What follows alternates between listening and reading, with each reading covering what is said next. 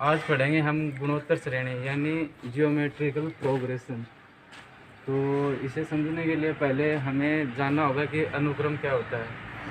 तो अनुक्रम वस्तुओं, राशियों एवं संख्याओं का एक ऐसा क्रम होता है जो एक निश्चित नियम के अनुसार व्यवस्थित होते हैं। जैसे हम अनुक्रम को एक एग्जाम्पल से समझते हैं।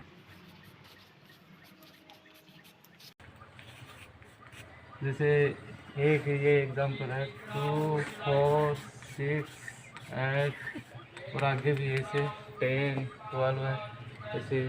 तो ये एक निश्चित क्रम में है। जैसे 2 + 2 यानी 2 का योग हो रहा है। यहाँ पे 2 का योग हो रहा है, यहाँ पे 2 का योग। इस प्रकार इसमें +2 के योग का नियम लग जाता है। तो ये एक अनुक्रम है। एक एग्जांपल और देखते हैं। जैसे 1, 4, 5, 9, 14।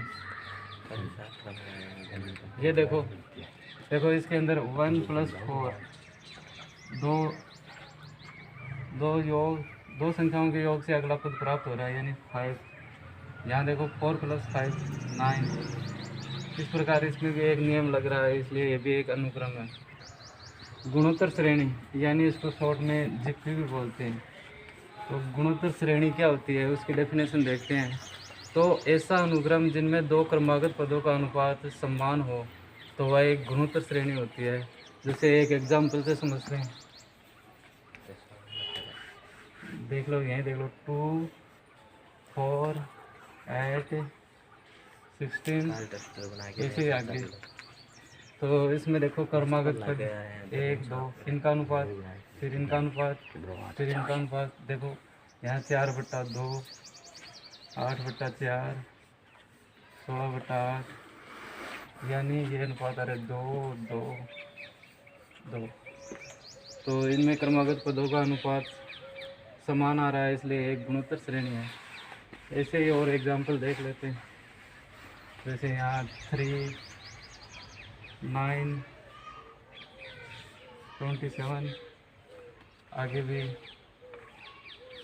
81।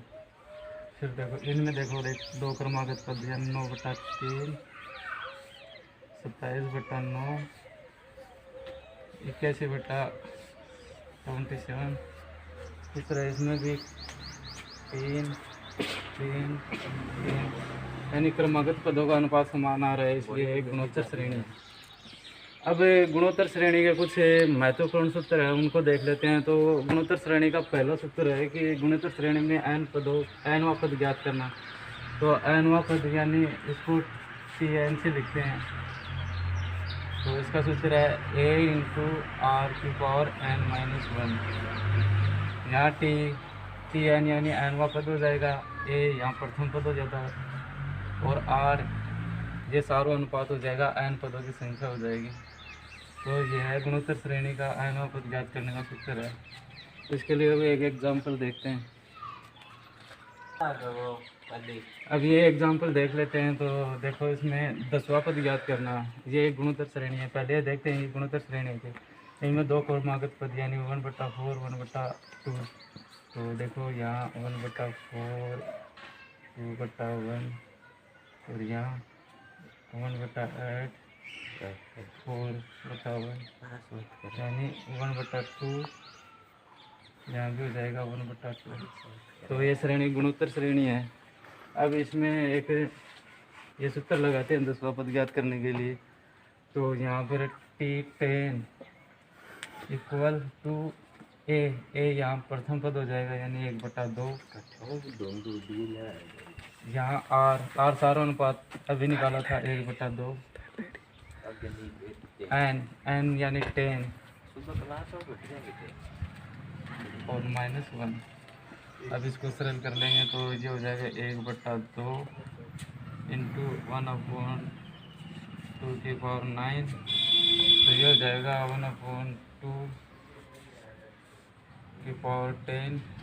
और 1/2⁴ 1/10 मतलब 2/10 हो जाएगा 1024। अब हम देखते हैं गुणोत्तर माध्य। अब गुणोत्तर माध्य क्या होता है तो देखते हैं। यानी गुणोत्तर माध्य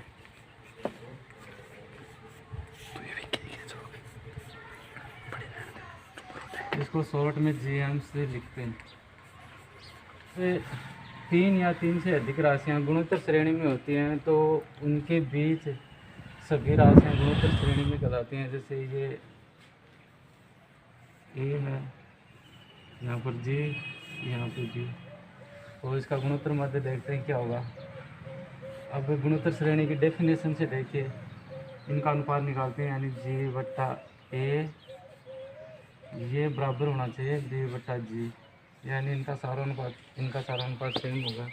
तो यहाँ G² इक्वल टू आ जाएगा AB, और G बराबर इसका स्क्वायर हटाएंगे तो यहाँ अंडर आ जाएगा AB।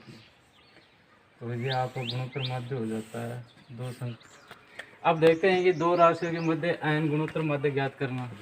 तो ज्ञात करते हैं, जैसे ये दो राशि हैं A, यहाँ पर आ गई B, इनके मध्य n गुणोत्तर माध्य है, यानी G1 G2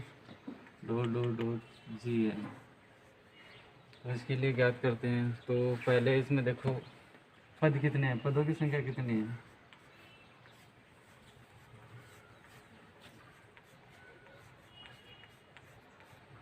पदों की संख्या यानी G1 G2 Gn, यानी n पद तो योग है, एक ये और एक ये, तो टोटल पद हो जाएंगे n+2। और प्रथम पद A हो ही गया।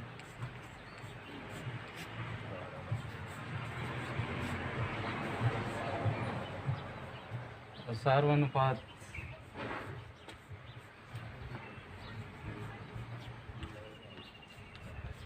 वो यहाँ पे R है। बस अब देखते हैं, देखो यहाँ n+2वां पद कौन सा है इसमें, यानी ये एक और n पद, ये n+1 पद तो ये हो गए, और n+2वां पद यानी टोटल n+2वां पद है, तो n+2वां पद हो जाएगा यहाँ पर B। और nवें पद के सूत्र से हम वो n+2वां पद ज्ञात करते हैं। तो इसके लिए A × R⁻n - 1 ये सूत्र है। तो इससे देखो A तो ये A है, इसमें R है, n की जगह होगा n+2, यहाँ -1, तो ये हो जाएगा यहाँ पर ARn+1, और ये n+2वां पद हो गया यहाँ पे B। तो यहाँ पर ये बराबर यहाँ आ जाएगा A × R⁻n+1। तो देखो यहाँ पे Rn+1 ये इधर मल्टीप्लाई में है, तो इसको उधर भेजेंगे तो ये यहाँ डिवाइड में आ जाएगा, तो ये आ जाएगा B/A। अब इसकी घात कितनी है, 1। अब इसके दोनों साइड में n+1 का भाग दे दीजिए पावर के अंदर, यहाँ भाग दे दिया, यहाँ n+1 का भाग दे दिया, तो ये यहाँ से कट जाता है और R बराबर आ जाता है आपका B/A की पावर 1/n+1। ये यहाँ पर R का मान आ गया।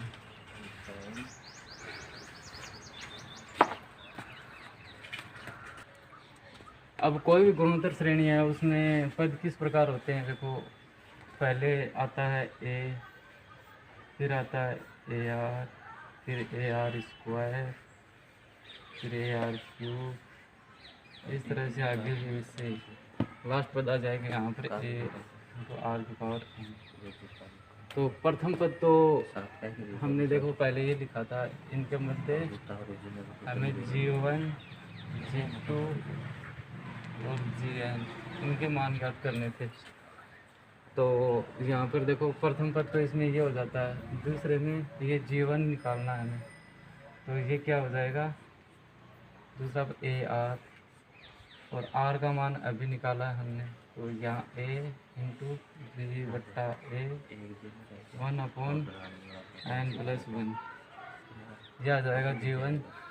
G2 यहाँ से आपका आ जाएगा AR², तो यह आ जाएगा A × B/A,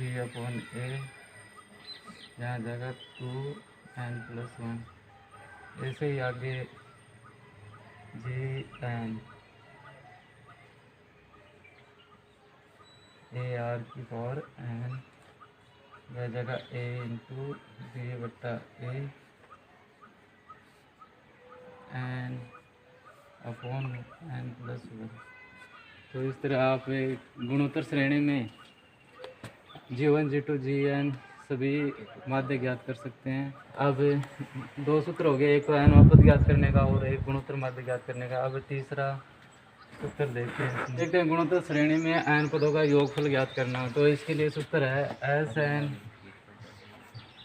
equal A into 1 minus R की पावर एन बट्टे 1 माइनस आर। ये सूत्र कब लगेगा? जब आर का मान 1 से छोटा हो और आर का मान 1 से बड़ा होगा, तब ये सूत्र लगेगा S N equal to A into R की पावर एन माइनस 1। तो इस सूत्र की सहायता से हम गुणोत्तर श्रेणी के एन पदों का योगफल ज्ञात कर सकते हैं। अब देखते हैं, ये है √3 3 3√3 9 का प्रथम 10 पदों का योगफल ज्ञात करना है। तो इसके लिए पहले ये देखेंगे कि ये कौन सी श्रेणी में है, गुणोत्तर श्रेणी में है कि या नहीं। तो इसके लिए पहले ये अनुपात देख लो, 3 बट्टा √3 3 बट्टा √3 बट्टा 3। देखो यहाँ पे ये √3 अनुपात समान आ रहा है, इसलिए गुणोत्तर श्रेणी में है। अब इसमें एन पदों का योगफल ज्ञात करते हैं। तो यहाँ ए इक्वल √3, आर कितना √3 और एन का मान है 10। तो अब ये उस सूत्र में रख देंगे। तो एस टेन इक्वल, अब ये देखो आर का मान 1 से कम है या ज़्यादा, तो आर का मान होता है 1.783, मतलब 1 से ज़्यादा होता है इसके पास। तो इसके लिए सूत्र लग जाएगा कौन सा, ए इंटू आर की पावर एन माइनस 1 और यहाँ पे आर एन माइनस 1। तो सूत्र में मान रख देंगे यहाँ पे। आप ए का मान हो जाएगा √3 आर की पावर एन, यानी आर का मान कितना है √3 इसकी पावर एन माइनस 1 और ये यहाँ कोष्टक बंद और नीचे आ जाएगा आर की पावर, आर कितना √3 की पावर एन माइनस 1। यहाँ पर आ जाएगा √3 की पावर 10। ये कितना हो जाएगा? ये हो जाएगा आपका 243 माइनस 1 या √3 माइनस 1। आगे देखो ये √3 इंटू ये एक हटा देंगे तो हो जाएगा 242 बट्टा √3 माइनस 1, ये मान हो जाएगा। अब किसी भी सवाल में √ का मान नीचे नहीं रहना चाहिए, इसके लिए हम इस √ को हटाएंगे तो विपरीत चिन्ह लेके ऊपर नीचे गुणा कर देंगे। तो यहाँ जाएगा √3 + 1 बटा यहाँ जाएगा √3 प्लस। अब ये यहाँ पे 3 सूत्र हो गए। अब चौथा सूत्र और देखते हैं इसके अंदर, गुणोत्तर श्रेणी के एन पदों का योगफल ज्ञात करना। अब देखो यहाँ पे एस अनंत आ जाएगा ए बटा 1 माइनस आर, ए यहाँ पे प्रथम पद और आर सार्वनुपात। तो इसके ऊपर भी एक एग्जाम्पल और कर लेते हैं। देखो यहाँ पे एस अनंत ये हो जाएगा ए कितना है 1 बट्टे 1 माइनस आर कितना हो जाएगा यहाँ पे 1/3 भाग 1/9, यानी ये आ जाएगा आपका 1/3। इसको आगे सोल्व करेंगे तो ये 3 एकम 3 माइनस 2/3 और ये आगे जाके हो जाएगा आपका 3/2। अब ये इसमें गुणोत्तर श्रेणी में ये 4 सूत्र हो जाते हैं, इनसे लगभग सवाल हो जाते हैं। अब कुछ बातें हैं जो आपको ध्यान में रखनी है। तो इसमें पहली बात है, यदि हमें प्रश्न में गुणोत्तर श्रेणी के गुणनफल ऐसा दिया हो तो हमें पद इस प्रकार मानेंगे ए की R, A R square, A R cube, A R की पावर एन, इस प्रकार मानते हैं। अगर हमें प्रश्न में पदों का गुणनफल दिया हो तो हम पद इस प्रकार मानते हैं। तो अगर विषम पद मानने हैं तो वो हो जाएंगे पहले आर, फिर यहाँ पे 3 पद मानने हैं। 3 पद तो कैसे मानेंगे, यहाँ पर आ जाएगा आर, यहाँ पे आर 1 ए अपॉन आर, और यहाँ पे आ जाएगा ए आर। अगर हमें 5 पद ज्ञात करने हैं तो ये ए आर, ए बटा आर, यहाँ पे आर स्क्वायर, और यहाँ ए बटा आर की आर स्क्वायर, इस तरह मानेंगे। और अगर हमें विषम पद सम पद ज्ञात करने हैं तो इसके लिए ये पद मानेंगे। देखो विषम पद यानी हमें 4 पद ज्ञात करने हैं, 4 पद मानने हैं किसी श्रेणी में, तो वो इस तरह मानेंगे।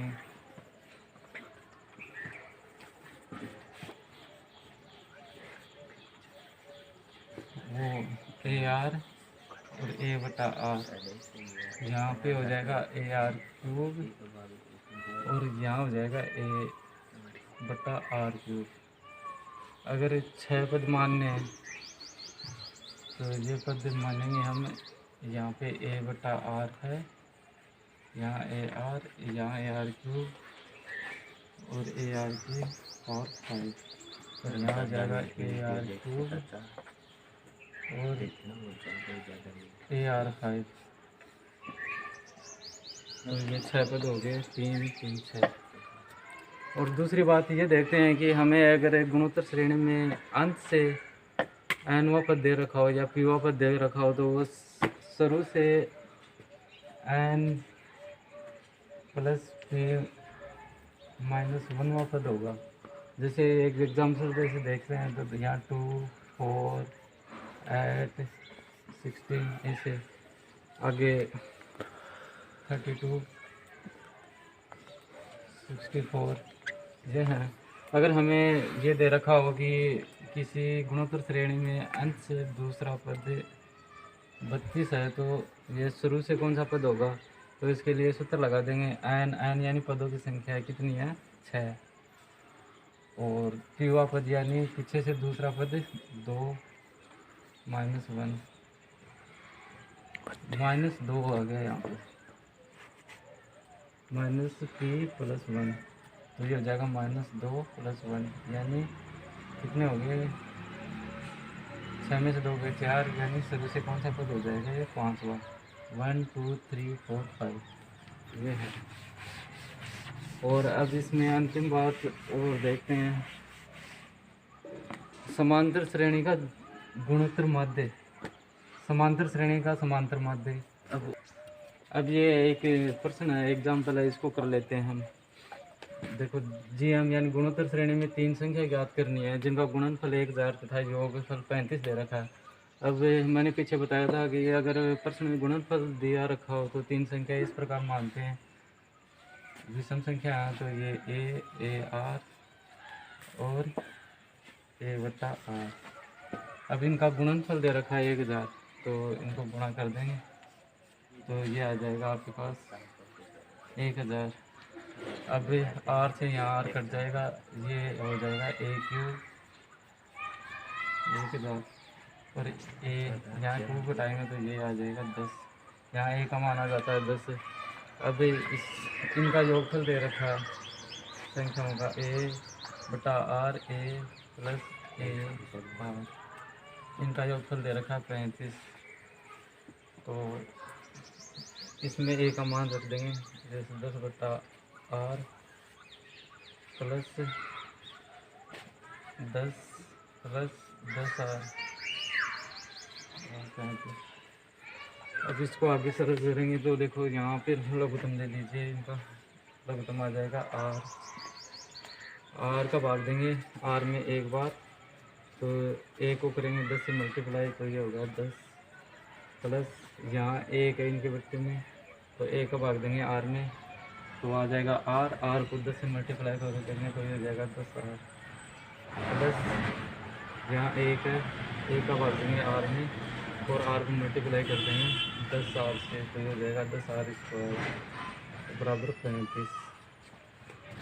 आगे क्रॉस मल्टीप्लाई कर देंगे इनको, तो ये हो जाएगा, तो 1 से मल्टीप्लाई, तो ये हो जाएगा 10 plus 10 R plus 10 R square बराबर ये हो जाएगा, इसे मल्टीप्लाई में 35 आर। अब देखो आगे, यहाँ ये 10 आर है, 10 आर स्क्वायर, यहाँ ये 35 आर है, और इसको इधर भेज देंगे तो ये हो जाएगा माइनस का 35 आर में से 10 आर प्लस करेंगे तो ये आपका बन जाएगा माइनस का 25 आर, और इधर ये 10 प्लस ये हो जाएगा 0। अब इसमें ये 5 से डिवाइड होता है तो कर दो, 2 R square minus 5 R plus 2 बराबर 0। अब ये आपका यहाँ पे गणित द्विघात समीकरण बन जाता है, तो इसको द्विघात समीकरण से सोल्व करते हैं। तो इसके लिए सूत्र है माइनस बी यानी -5, तो ये +5 हो जाएगा यहाँ पे, plus minus under root B square यानी 5 का स्क्वायर -5 का स्क्वायर 25 -4 ए हो जाएगा 2 और सी बी भी हो जाएगा 2 बटा 2a कितना है 2। तो इस बार जो सोल्व करेंगे तो ये हो जाएगा 5 प्लस माइनस अंडर रूट 25, ये आपका कितना आ गया 16, और ये नीचे आ गया 4। ये यहाँ पर 5 प्लस माइनस 25 में से 16 जाएंगे तो 9, और 9 का अंडर रूट हो जाएगा यहाँ पे 3 बटा 4। अब ये आगे इसको लिखेंगे, एक बार प्लस का लेंगे 3 और एक बार ले लेंगे माइनस का 3, 5 माइनस 3 बटा 4 और बट्टे 4। तो ये यहाँ पर हो जाएगा 5 3 8, 8 में भाग देंगे 2 का तो 4 का, तो यहाँ आ जाएगा 2, यहाँ 5 माइनस 2, तो इसमें देंगे 2 बच जाएंगे और 4 को भाग देंगे तो ये हो जाएगा 1 बटा 2। तो ये आ जाते हैं। तो हमें क्या ज्ञात करनी है, 3 संख्या ज्ञात करनी है। तो वह 3 संख्या कौन कौन सी थी वो देख लेते हैं। वो थी ए इंटू आर, ए बटा आर।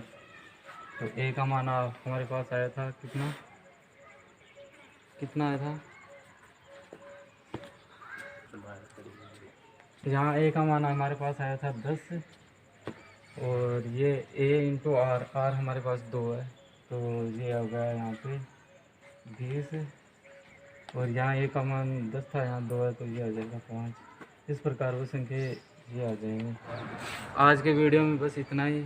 अगर आपको वीडियो पसंद आया तो लाइक कीजिए और हमारे चैनल को स्टडी बाय अमरचंद को सब्सक्राइब कीजिए। और अगर आपको गुणोत्तर श्रेणी के बारे में कोई भी प्रॉब्लम हो या किसी भी किस्म में कोई भी समस्या है तो हमें कमेंट में बताइए, आपको इसका हल मिल जाएगा।